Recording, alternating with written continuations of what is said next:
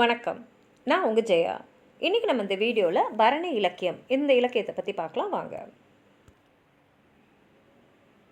பரணி இலக்கியமும் நம்ம தொல்காப்பியத்தில் இருக்கக்கூடிய விருதுன்ற இலக்கண பகுப்புலேருந்து தான் வந்திருக்கு. இது பரணி அப்படின்றது என்னென்னா, போரில் வென்ற அரசனை பாராட்டி வெற்றியை கொண்டாடுறது தான் பரணி இலக்கியம்.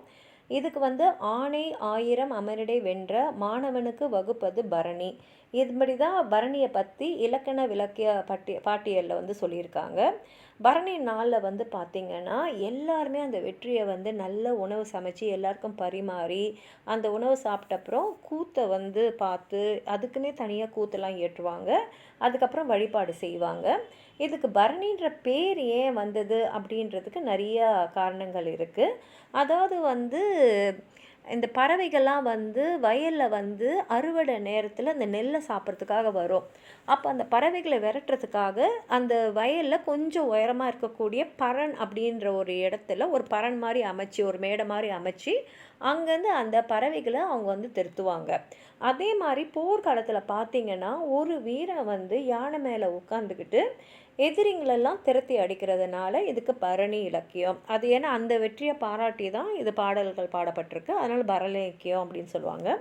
அதே மாதிரி பார்த்திங்கன்னா இன்னொரு விளக்கம் என்னென்னா, அரசனோட படை கருவிகள் இருக்கு இல்லையா, வில் வால் வேல் இதெல்லாம் வச்சு ஒரு போர் பரண் மாதிரி, அதாவது ஒரு மேலே ஒரு மேடை மாதிரி அமைச்சு அந்த இடத்துலேருந்து புலவர்கள்லாம் அந்த போர்க்காட்சியை நேரில் பார்த்து அவங்க அந்த வெற்றியை பாடுறதுனால அதுக்கு பரணி இலக்கியம் அப்படின்ற பேர் வந்தது அப்படின்னும் சொல்லுவாங்க. இதெல்லாம் பரணி இலக்கியத்துக்கு பரணின்ற பேர் ஏன் வந்தது அப்படின்றத சொல்கிறது. பரணி இலக்கியத்தில் என்ன இருக்குன்னா, தலைவி தலைவனை பிரிஞ்சு இருப்பாங்க. அப்போ புலவர் மூலமாக அவங்க தலைவன் போன காட்டோடைய அந்த காட்டு வழியாக போகிறாங்களே அந்த கொடுமையும் அவனோட வீரத்தையும் அந்த காட்டில் இருந்த பேய்கள்லாம் காளிக்கு அந்த கோயிலில் போய் அவங்க காளிக்கிட்ட சொல்கிறதையும் காளி பேய்களுக்கு உரைக்கிறதையும் எடுத்து சொல்கிற வகையில் தான் பரணி இலக்கியம் அமைஞ்சிருக்கும்.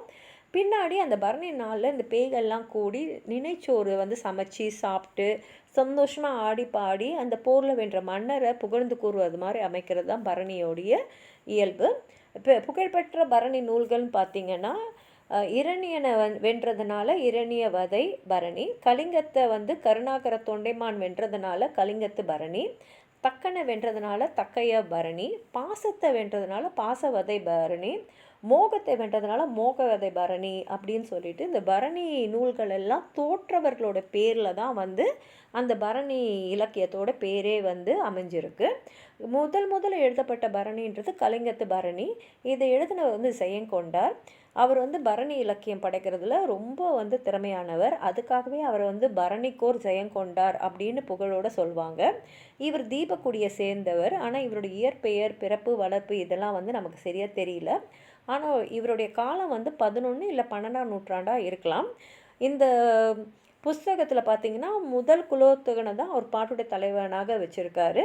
குலோத்துகன் கலிங்கத்து மன்னனான அனந்தவர்மனை வெற்றி அடைஞ்சது தான் இந்த இடத்துல பாராட்டி பேசியிருக்காங்க. இதில் பார்த்திங்கன்னா மெய்ப்பாடுகள், அணி நலன், ஓமைகள் எல்லாம் ரொம்ப சிறப்பாக இந்த கலிங்கத்து பரணியில் ஜெயங்கொண்டார் பாடியிருக்காரு. அது மாத்திரம் இல்லாமல் மானிடர் உலகு அப்புறம் பேய் உலகு இந்த ரெண்டு உலகத்தையும் அவர் கற்பனை சுவையோடு இந்த புஸ்தகத்தில் அவர் ஏற்றியிருக்காரு. உங்களுக்கும் பரணி இலக்கியத்தை பற்றி ஏதாவது சொல்லணும்னு நினச்சிங்கன்னா கீழே இருக்கிற கமெண்ட் பாக்ஸில் எழுதுங்க. இந்த வீடியோவை லைக் பண்ணுங்கள், உங்கள் ஃப்ரெண்ட்ஸோடு ஷேர் பண்ணுங்கள். சப்ஸ்கிரைப் பண்ணாதவங்களாம் ப்ளீஸ் சப்ஸ்கிரைப் பண்ணி சப்போர்ட் பண்ணுங்கள். நன்றி.